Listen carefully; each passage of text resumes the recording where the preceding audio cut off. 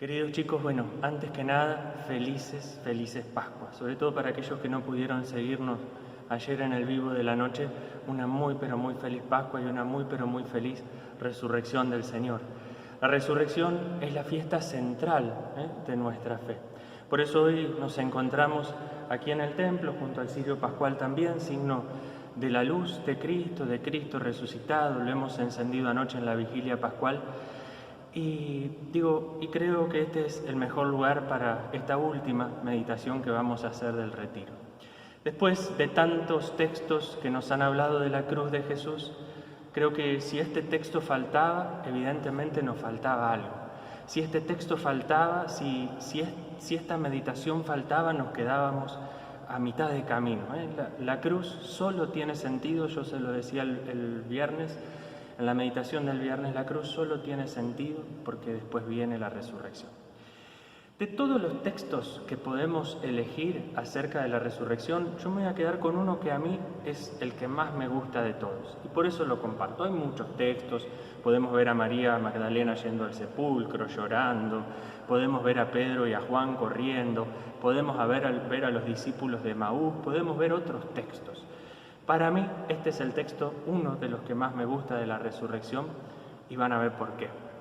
Es el texto de Juan 21, del 1 al 23. ¿Cuál es la idea de hoy? Meterse en la escena, imaginarse ahí adentro.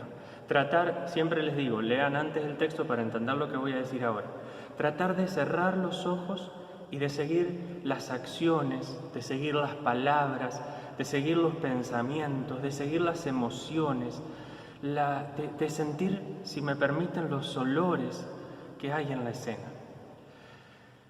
San Ignacio Loyola hablaba de la composición del lugar, es decir, imaginarnos ahí adentro. Bueno, esa es la propuesta. Cierren, y que quizás esa sea la propuesta adentro. Cierren los ojos e imaginen que están ahí en la barca con Pedro y con el resto de los discípulos. Imaginen que Jesús está en la orilla. Imaginen que Jesús nos está haciendo los pescados a las brasas. Imaginen que Jesús nos está llamando. Imagínense ahí ustedes pescando. Imagínense en el diálogo de Jesús con sus discípulos. Imaginar. Anímense a cerrar los ojos e imaginar, que creo que eso va a ser el fruto más rico. Este texto que vamos a ver, que les decía, no es la primera aparición, pero está tan cargada de símbolos que a mí me gusta mucho. Yo voy a hacer un recorrido por los versículos. No los voy a leer, los voy a ir diciendo, ustedes lo van teniendo a mano y anotando. Lo primero que me llamaba la atención de este texto es que estaban los discípulos. Así comienza, versículo 1 y 2. Estaban los discípulos, no estaban todos. Sí estaba ahí Pedro y el discípulo amado, probablemente Juan, nombra a algunos otros. Y creo que ahí hay uno que termina, que no tiene nombre. Creo que ahí nos podemos meter nosotros. Nosotros podemos ser este discípulo que no tiene nombre. Nosotros podemos estar ahí con Pedro, con Juan, con el resto de los discípulos y acompañarlos. Estos discípulos que hoy aparecen aquí en la Sagrada Escritura son los discípulos más nombrados en el Evangelio. Simón Pedro, y fíjense qué discípulos. Simón Pedro, que lo había negado. Tomás, que había dicho, si yo no veo, no creo. Natanael, que había dicho, ¿puede salir algo bueno de Nazaret? Los hijos de Zebedeo, que habían querido tirar fuego en la tierra, y por eso le había puesto un apodo, Jesús, referido a eso. Por eso, fíjense, todos han tenido algún reproche por parte de Jesús, y sin embargo, Jesús vuelve a buscarlo. Qué lindo para nuestra vida esto. Qué lindo saber que más allá de los reproches, entre comillas, que Dios nos puede hacer, Dios nos vuelve a buscar. Nos ama profundamente. Y por eso digo, ponernos ahí con quienes somos, con lo que nos gusta de nosotros y lo que no, ahí estamos para pescar junto con el Señor. En el versículo 3, Pedro dice, voy a pescar. Y ellos le respondieron, vamos también nosotros, dice el texto. ¿A qué quiere volver Pedro? Pedro quiere volver a su antigua ocupación. Antes de estar con Jesús, Pedro había sido pescador. Es decir, podemos ver que todavía Jesús parece que no les cambió el corazón. Parece que el encuentro y todo lo que habían vivido todavía no había cambiado a Pedro y al resto de los discípulos. Podemos imaginar tristeza, podemos imaginar desánimo, podemos imaginar desesperación, podemos imaginar desesperanza, que son sentimientos que también nosotros tenemos. Pero necesitamos encontrarnos con el resucitado. Sin ese encuentro aparecen todos estos sentimientos y nosotros volvemos a la rutina. Pedro quería eso. Bueno, se terminó todo, hasta acá llegamos, volvamos a la rutina. Ese fue el gran problema de Pedro. Por eso quizás preguntarnos hoy, después de esta semana de haber compartido, ¿cómo estamos hoy nosotros? La resurrección de Jesús nos transforma nuestra vida, transforma quienes somos. Después de esto ya no van a tener ni miedo, ni angustia, ni tristeza. Podemos preguntarnos, bueno, hoy ¿a qué le tenemos miedo? ¿Qué parte de nuestro corazón todavía no llegó a meterse la resurrección? ¿En qué parte de nuestro corazón la resurrección todavía no dio fruto? Y pedirle a Jesús que ahí entre. Necesitamos hacer experiencia de la resurrección. Sin experiencia de la resurrección no vamos a cambiar. Necesitamos hacer experiencia. Bueno, pidámosle al Señor eso. En el versículo 4 dice el texto: al amanecer Jesús estaba en la orilla, pero no lo reconoce. Primero, la resurrección supera evidentemente lo meramente físico. Jesús vuelve transfigurado, podríamos decir así.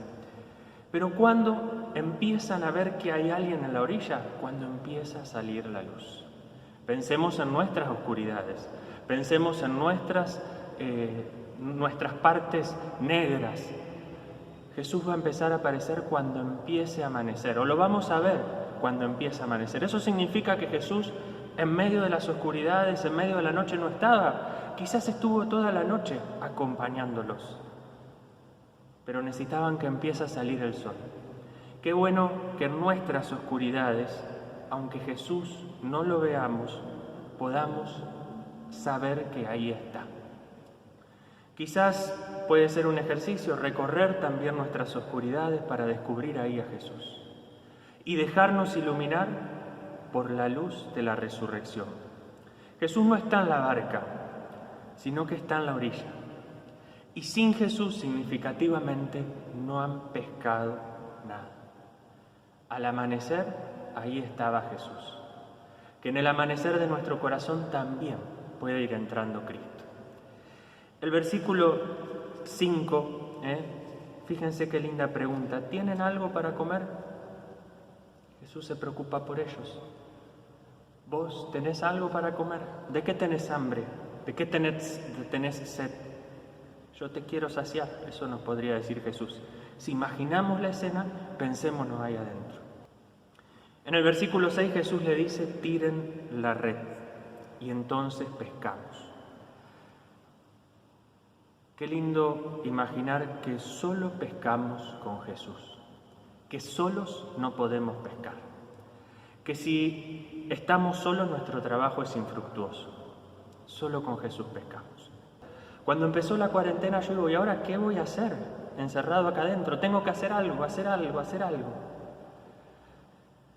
Alguno el jueves me escribió: Padre, no hacemos la noche heroica, estoy mal, estoy triste. ¿Qué es lo importante? ¿Lo que hacemos o el estar con Jesús? Porque si en eso que hacemos no está Jesús, entonces esto que hacemos no sirve de nada. Si leía también en un librito que decía elegir a Dios y no a las obras de Dios. Qué importante para uno que a veces está muy acostumbrado a hacer muchas cosas, elegir a Dios y no a las obras de Dios. O las obras de Dios que hagamos, la forma de pescar que tengamos, las acciones pastorales que hagamos, si no están cargadas con Jesús, nos sirven. Y muchas veces Jesús quiere que estemos con Él. Lo escuchaba en estos días también un cura que decía: no es tiempo de pescar, es tiempo de arreglar las redes. Bueno, qué bueno poder reconocer esta presencia de Jesús en la orilla y que Él nos dice, si no pescan conmigo, su pesca no vale. Que todo lo que hagamos sea por Jesús. Pregunta, ¿todo lo que hacemos es por Jesús?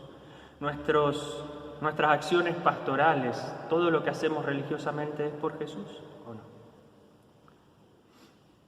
El versículo 7 y 8 aparece ahí una escena que a mí es una de las que más me gusta, que es Pedro saltando, el discípulo amado que le dice después de pescar, es el Señor, ¿se dan cuenta quién es? Por la acción.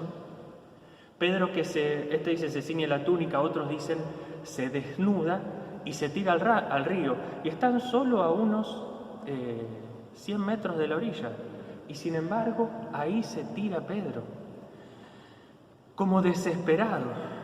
Los otros reman y llegan con la barca. El contemplativo Juan lo descubrió, lo nota. Pedro, el que acciona, salta, es justamente el que actúa, el que reacciona. Los otros, los que trabajaron, cada uno siguió siendo el mismo que fue antes, pero transformado. Qué lindo esto. Jesús no viene a transformarnos de personalidad, a darnos algo que no somos, sino que viene a hacernos más nosotros mismos. Viene a hacer que seamos más nosotros. Muchas veces queremos cambiar algo que tenemos en el corazón y muchas veces hay algunas cosas sí hay que limarlas y pulirlas, pero tenemos que aprender a ser cada vez más nosotros y a dejar que sea Jesús el que nos redima. Dios no viene a cambiar quiénes somos, sino que viene a llevar a plenitud lo que somos. ¿Nos amamos así? ¿Queremos así como somos entregarnos al Señor? Me encanta a mí ver esta imagen de Pedro, el atolondrado, el obnubilado, podríamos decir, por el Señor. ¿Cuáles son las cosas que no me gustan de mí, pero que tengo que aceptar? Contemplen a Pedro, contemplen a cualquiera de los discípulos, pero contemplen a este Pedro enamorado, podríamos decir, a Jesús, que necesita ir al encuentro de su amado. El versículo 9 y 10 dice que hay fuego, que llegan a la orilla y que hay fuego preparado. Yo diría dos cosas. Primero, la delicadeza de Jesús de esperarlos con el fuego hecho. La delicadeza de Jesús de esperarlo en lo cotidiano. La delicadeza de Jesús de, en lo concreto y en lo sencillo, estar presente. ¿Cuáles son las delicadezas que Jesús tiene con nosotros? Las delicadezas de resucitado, de alegría, que tiene con nosotros y nosotros no lo descubrimos. Y lo segundo, llegan y le dicen, bueno, ¿pescaron algo? Traigan algunos pescaditos, vamos a ponerlos juntos con los que yo ya les preparé. Jesús no necesitaba los peces que habían sacado los discípulos en la barca. Y sin embargo, les dice que los traigan. Jesús no nos necesita para nada, pero elige necesitarnos y que nosotros cooperemos con Él. Qué bueno sabernos amados así. Qué bueno saber que Jesús quiere necesitarnos, que Jesús nos ama profundamente. A mí me ayuda mucho a decir, Alejandro, no sos indispensable. Mientras que el Señor te quiera acá, acá estás. José, María, ¿todos fueron necesarios para la obra de salvación? Sí, pero porque Jesús lo quiso. El versículo 11, bueno, Pedro va a buscar los peces, quizás como pregunta, solo lo dejo, ¿cuáles son los peces que hoy le puede ofrecer al Señor? No porque los necesite, sino porque Él quiere multiplicarlos. Creo que esta es una linda intuición. Los peces que Jesús, nuestros carismas que Jesús quiere multiplicar, no porque los necesita, sino porque Él nos quiere ver felices. El versículo 12, fíjense otra vez qué lindo, vengan a comer. Quizás en este ejercicio dejarnos invitar por Jesús, que nos diga a nosotros, vengan a comer, vení, Julián, vení, no sé, Lucila, vení a comer conmigo, vení a estar acá conmigo.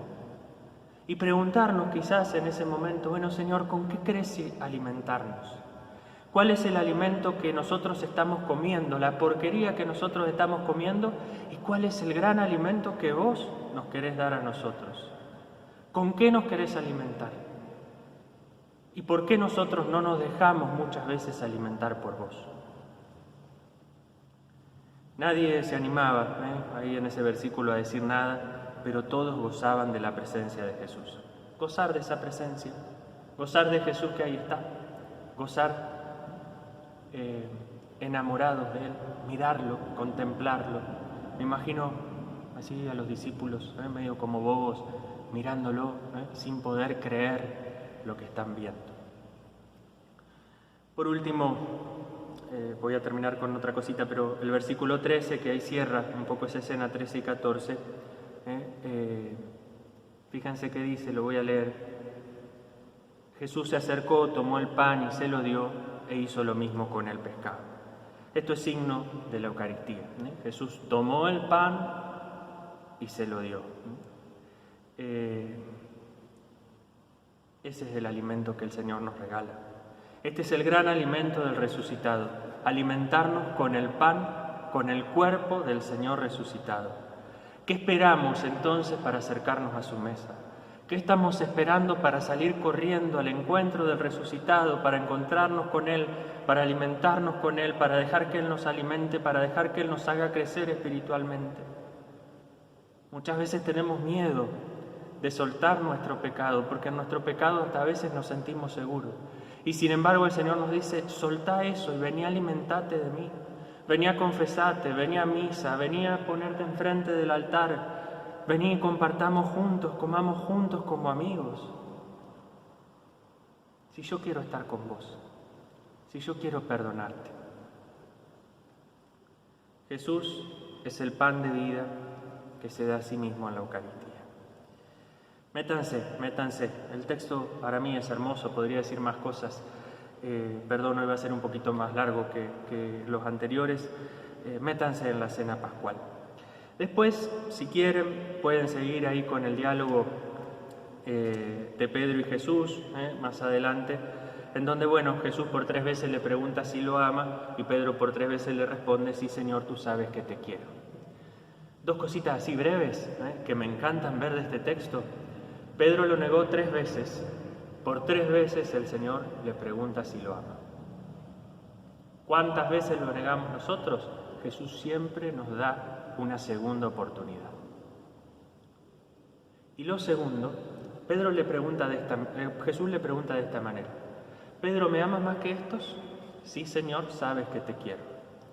Pedro, ¿me amas? Sí, Señor, sabes que te quiero. Pedro, ¿me quieres? Sí, Señor, sabes que te quiero. Jesús se abaja, le pregunta por el amor sobre todo y termina diciéndole, y en griego son 2 verbos distintos, le termina uniéndose, digamos, al amor de querer de Pedro. Jesús se abaja a lo que nosotros podamos ofrecerle, pero tenemos que ofrecerle todo, absolutamente todo lo que podemos.